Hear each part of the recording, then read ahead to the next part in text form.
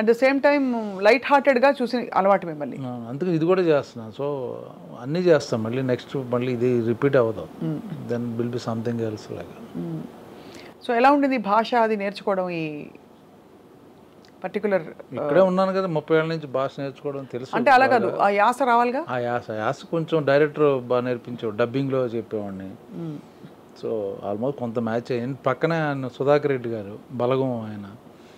So ఆయన చాలా న్యాచురల్గా డైలాగ్ చెప్పినట్టు ఉండదు, మాట్లాడతాడు ఆయన. ఇటుపక్క ఆమెని గారు, వాళ్ళిద్దరి మధ్య కొంచెం యాక్టింగ్ నేర్చుకుని బ్యాలెన్స్ చేసి చేశాను అనమాట. ఆమెని గారు కూడా నేర్పించారు యాక్టింగ్ నాకు. ఆవిడ చాలా బాగా చేస్తుందండి. ఆవిడ కమల్ హాసన్ గారితో చేసిన, విశ్వనాథ్ గారు, బాబు గారి దగ్గర పనిచేసిన ఆవిడ. మీరు కూడా ఏంటి సార్ తగ్గేదేలే, అల్లు అర్జున్ గారితో చేశారు. ఎవరితో, ఏ స్టార్తో చేశాం కదా, ఎంత మంచి డైరెక్టర్తో ఆవిడ పని చేసిందని చెప్తున్నాను. సుకుమార్ గారు కూడా మంచి డైరెక్టరే, మీరు ఎక్కడ కూడా తగ్గేదేలే మళ్ళీ చెప్తున్నాను.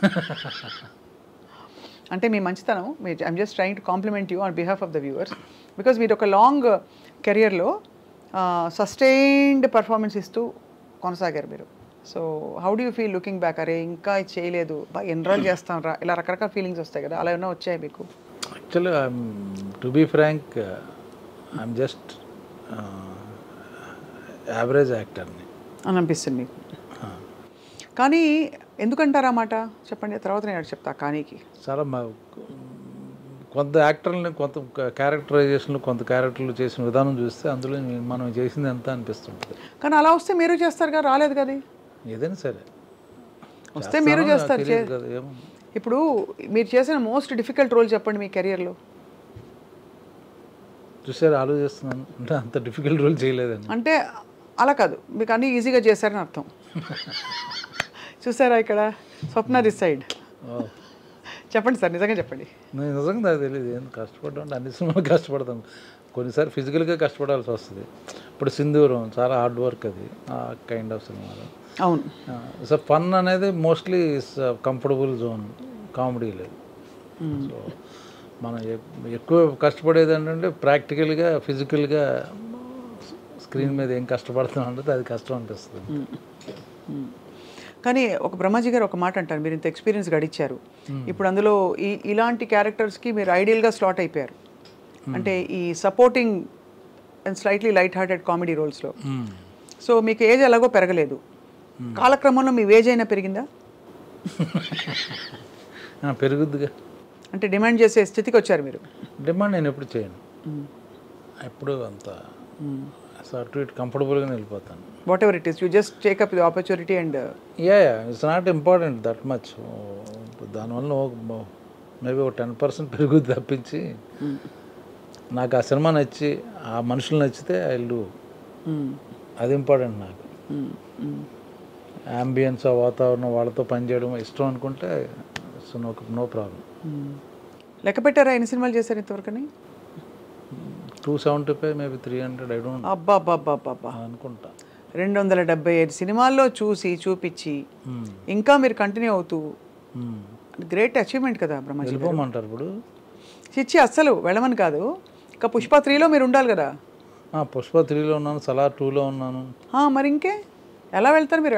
మేము వెళ్ళనివ్వం. 4, 5, 6 కూడా ఉంటే చేసేస్తాను. అన్నిట్లో మీరు చేస్తారు. ఎక్కడ అంటే మీకు కావాల్సిన అన్ని రకాల బ్యానర్స్లో వస్తున్నాయండి. మీరు ఎంత యూనివర్సల్ యాక్సెప్టెన్స్ ఉందో మీకు అని అంటున్నాను. ఇటు బాపు లాంటి ఒక చాలా రస్టిక్ బ్యాక్ డ్రాప్లో ఈ సినిమా చేస్తున్నారు, ఇంకోవైపు మీరు అన్నట్టు సలార్ 2, పుష్ప 3, ఇంకా చాలా in the pipe line. So నెలకి ఎన్ని రోజులు బ్రహ్మాజీ గారు మీరు వర్క్ చేసేది? డిపెండ్ అండ్ మామూలుగా work 20 days some time, 25 days some time, 30 days some time. ఒక్కోసారి సడన్గా క్యాన్సిల్ అయిపోతాయి షెడ్యూల్స్ అనుకోకుండా. అప్పుడు 15 days ఇంట్లో కూర్చోవడం జరుగుద్ది. 4 రోజులు కూడా ఖాళీ వస్తుంది. అప్పుడు ఏం చేస్తారు? సినిమాలు చూస్తారు? బయట థియేటర్కి వెళ్తుంటాను, సినిమాలు మంచి సినిమా అనుకుంటే వెళ్తాను. లేకపోతే మన ఓటీటీలు కూడా, నెట్ఫ్లిక్స్లు, web series, Hindi web series ఎక్కువ చూస్తాను. ఈ ఇండస్ట్రీలో ఎలాగైనా కొంతలో కొంత గ్లామర్ మెయింటైన్ చేయాలి. మీరు సపోర్టింగ్ రోల్స్ వేసినా కూడా గ్లామర్ మెయింటైన్ చేయాలి. ఏం చేస్తారు దానికి? ఫిట్నెస్, ఎక్సర్సైజ్ చేస్తారా? జిమ్కి వెళ్తారా? అది ఫుడ్ తగ్గించి అట్లాంటివి ఏం చేయరు? ఫుడ్ కొంచెం తగ్గించి తింటా. ఇవన్నీ అంటే గతంలో మీరు కొన్ని విషయాలు నాకు చెప్పారు కాబట్టి అటు సైడ్ వెళ్ళట్లేదు నేను. బట్ చాలామంది ఐ డ్రీమ్ ప్రేక్షకులకు కొత్త కాబట్టి మళ్ళీ అడుగుతున్నాను, మీరు తెలుగు భోజనమా బెంగాలీ భోజనమా ఇంట్లో? తెలుగే, పక్కా తెలుగు భోజనం.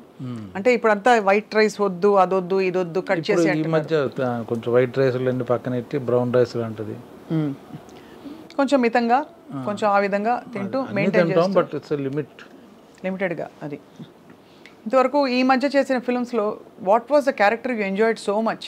Pushpa only, working so many days, different locations. అడవులేనా? అడవుల్లో అవి రియల్ అడవులా అండి లేకపోతే ఏమన్నా కొంచెం చిన్న చిన్న సెమీ అడవులా? లేదు, రియల్ అక్కడ చేసాం కదా, ఒరిస్సా బార్డర్లో చేసాం. మారేడుమిల్ దగ్గర నుంచి ఒరిస్సా బార్డర్ బిగినింగ్. పుష్ప మన ఫహద్ ఫాజిల్ మారువేష వేసం తిరుగుతుంటాడు కదా, అవునవును, కూలీగా, అదంతా అక్కడే. దాని తర్వాత వాళ్ళు పనిష్మెంట్ చేసి కొట్టడం వాళ్ళందరినీ, ఆ ఎపిసోడ్ అన్నీ అక్కడ చేసాం. మళ్ళీ చేజింగ్లు కొంచెం యాక్షన్ ఎపిసోడ్ అంతా అక్కడే చేసాం. ఎక్కడ ఉండేవారండి అక్కడ రాత్రి? కార్వానా లేకపోతే అక్కడ? అక్కడ మారేడుమిల్ అంటే గెస్ట్ ఇవి ఉన్నాయి కదా చిన్న గెస్ట్ హౌస్. ఎక్కడ ఏ జీవరాశులు వచ్చి మిమ్మల్ని పలకరించలేదా? ఫర్ ఎగ్జాంపుల్ ఒక మమ్మల్ని చూసి భయపడే వెళ్ళిపోయినాయి. అంతే కదా. సో ఫహద్ ఫాసిల్ గారితో మీ సీన్స్ ఉన్నప్పుడు హౌ డిడ్ యూ బాండ్ అండి ఆయనతోటి? బికాస్ చూడడానికి ఆయన చాలా ఈసారి మరింత పరాకాష్ఠకు తీసుకెళ్లారు ఆయన తగ్గించుకోవడంలో. పుష్పలో ఆయన క్యారెక్టర్, ఆ స్విమ్మింగ్ పూల్ సీను అవి చూస్తే ఒక యాక్టర్కి ఎంత ప్యాషన్ ఉంటే అంత టాప్ యాక్టర్. చాలా ఎంజాయ్ చేశాడు, పైగా పెద్ద హీరో అక్కడ మలయాళంలో. అవును, ఇక్కడ తనకి క్యారెక్టర్ ఇంపార్టెంట్ మామూలుగా, పెర్ఫార్మెన్స్.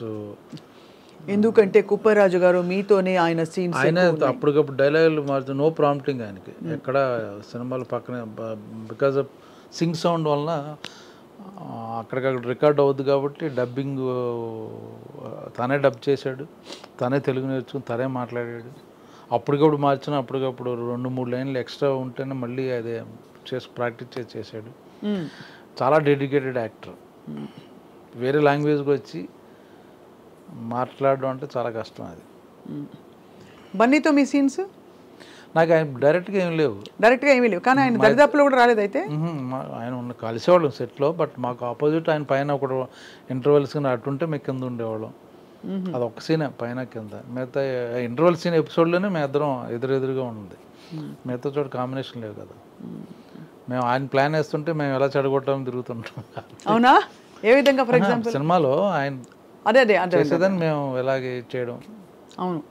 అవును, అది అంటే మీ క్యారెక్టరు అన్నీ తెలిసి మరీ అంత ఫన్నీగా కూడా కాదు.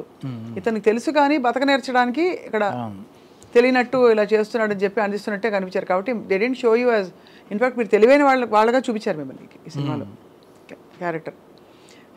ఇప్పుడు బాపు ఇన్ కాంట్రాస్ట్, ఇది ఎప్పుడు జరిగిందన్నారు ఇది షూటింగ్ అంతా? లాస్ట్ ఇయర్ అండి. మరి లాస్ట్ ఇయర్ పుష్ప కూడా లాస్ట్ ఇయరే కదా సార్? అవును, ఆ గ్యాప్లో చేశాను మధ్యలో. అటు మారడం మీకు లక్కీలీ గడ్డాలు పెంచేసుకో అర్జెంటుగా, అవి లేవు కాబట్టి, లేకపోతే హెయిర్ స్టైల్ మార్చేసుకో, ఇవేవి లేవు. సో బాపు స్టోరీ ఏంటి బ్రహ్మాజీ గారు? ఇట్స్ అబౌట్ అ ఫార్మర్కి చిన్న పత్తి రైతులు సూసైడ్ చేసుకునేవారు అప్పట్లో. ఆ సూసైడ్ చేసుకుంటే ఆ రైతుకి గవర్నమెంట్ కాంపన్సేట్ 5 lakhs ఏదో ఇచ్చేవారు. సో ఈ రైతేమో ఇక్కడ ప్రాబ్లం ఉండి సూసైడ్ చేసుకుందాం